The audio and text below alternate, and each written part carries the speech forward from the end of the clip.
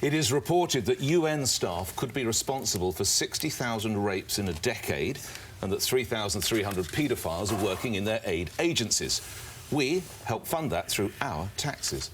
We also help fund such critical programmes as research into the Tibetan verb, how to keep Indian houses cool during the summer, cutting smoking levels in China, and, of course, everyone's and Greg's particular favourite Ethiopian girl band. I speak, of course, of Yegna. And we pay for all of this from a large ring-fenced budget, which doesn't get cut, even while critical services at home do. Doling out our money just to meet a target is nonsense, and it's not even clear if aid spending actually works. Our aid model is broken, and it is wrong. And this entire scandal stops now.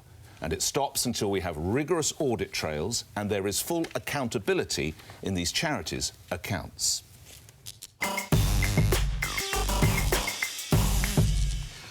Well, we've had this discussion on numerous occasions around this table. We have, my friend, we have. I mean, I spend quite a lot of time in Africa working with VSO, who I think are extremely good.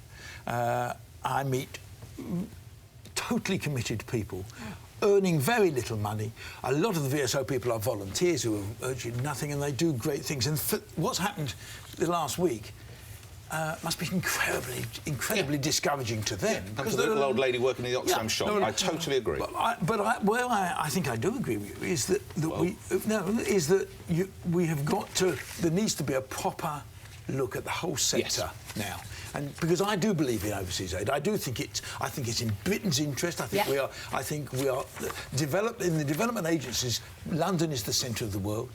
I think it has a lot of soft power, but I agree with you. The damage of quite small stories, these are very unpleasant but quite small stories, is incalculable. And therefore we need to look at the whole sector again.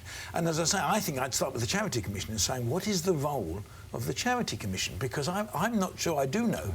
The other thing, of course, helps your point, is, of course, the moment you set up a charity and someone starts giving you money, you get 20% extra from the Exchequer. Yes. You know, and that's why people register charities. So they get, and there ought to be. It seems to me that there are too many charities set up. There are an extraordinary number. You know, and I just think I believe in development. I believe in the money. I just think you've got to look at it again now. And I think this is the reason. You were nodding vigorously as I outlined this conversation, particularly when I came to audit trails and for foreign aid. Audit trails and foreign aid. If my arm was long enough, I would have high-fived you over the table, but I'll either split my dress or do an injury, so I won't bother. Right.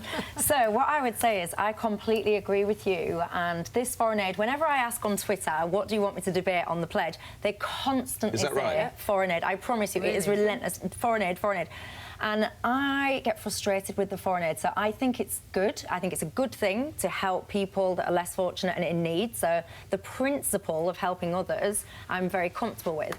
I'm uncomfortable with it being enshrined in law to protect this 0.7%, because what I think happens when you enshrine a spending target in law, you are asking for wastage, you're asking for this last-minute desperation to try and reach this target and dole out all money, and we do not have audit trails and checks and balances, and I think that we waste so much money. And I also think it's quite offensive that we will happily slash all of, well, not all, but much of our at-home spending and fiercely protect what we give elsewhere. I think that's wrong. I know you are my Dylan Hartley to my own Farrell. I know you support me, so I'll come to you last because I want to bring June in, because I could hear you tutting and moaning and groaning as I went through that. Well, clearly you two had breakfast together this morning and sort of planned your topics. I was working at breakfast, but I'm always available at other times. Go ahead. Were you in the studio with him? You weren't in your own studio this morning.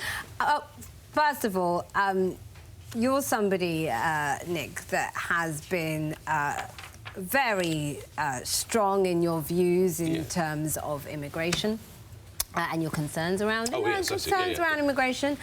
I think if you are somebody that is concerned with immigration, then actually you should be in favour of foreign aid. Because this is how we keep good governance, and this is how we create civil society in those countries, so those people don't come over here. Right. And it's not working that well if you look at Calais, is it?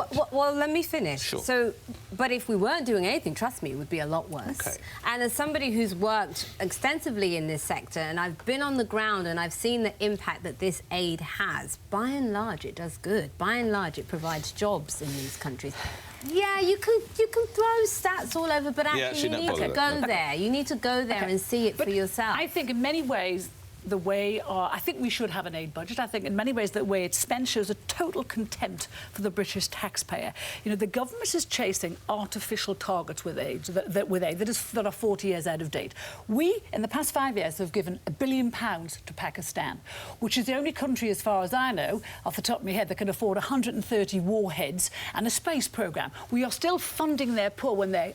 No, June, let me finish. We are still funding their starving people when we shouldn't have to. The trouble with the development agency is, as Nick said, it's the only agency that's never had to economise and that's never had its budgets cut. And we know they've mismanaged their budgets and they chuck money into a void, into corrupt governments, into dangerous governments for projects, because only 1 billion, sorry, 1/10 of the aid budget is spent on humanitarian crisis. I go to Uganda, and what was interesting there is that there was a scandal involving Irish aid money, and £30 million went lost, missing in the Prime Minister's office.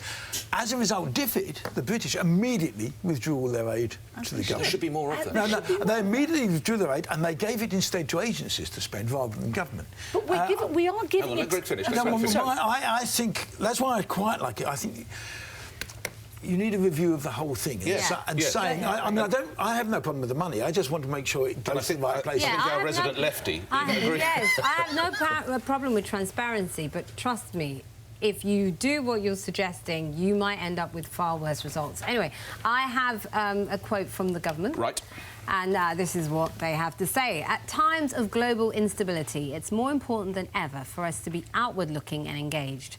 The UK's development budget is an important part of securing Britain's place in the world, alongside our world-class diplomatic service.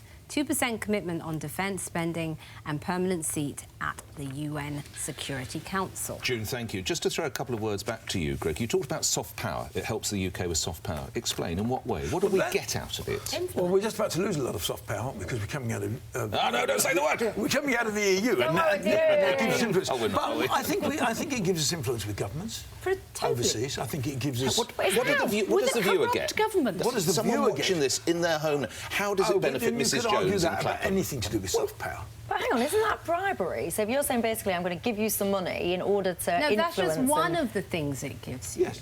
Britain is well regarded in many countries because of the aid we give. Well, you could say it's a soft touch, or you could say it actually gives us influence. We don't give it all to governments. But we are giving a lot of it to corrupt governments, and it's going straight into the treasuries and not to the people it's supposed to. But a lot of the money also goes into impact investment, and impact investments builds infrastructure projects. Yes, that's where most of it goes. To countries that can afford their own projects. And also, not only countries. Pakistan can perfectly well afford to support it. So a lot of the money goes into impact investment, and what you're doing is you're helping to build these economies. These then become... If we're leaving Europe, we need as many trading partners as possible. And what I'm saying is when you do that, you help build those economies. What about Michelle's point? It's like bribery. People in... No, it's not. How is that bribery if you're going to be trading with them? You help keep those people in their countries rather than coming here, and as a result, we have a much more stable world. People dying in hospital corridors here, June. By the way, when you actually look at how much has been lost to fraud and all the rest of it, some people are putting this figure as 300 million a year, for example, are lost to corruption and fraud. But we don't know, do we? Because, as you said before, there's no transparency. But surely we don't know. But you may have to accept that there is a price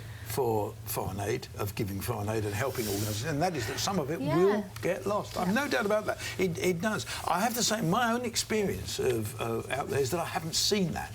Neither have I. I've seen projects that you think didn't work, but that's a different matter. I mean, there's always going to be things that don't work and don't work. What you've got to do is get in and get out as fast as you can if it doesn't work.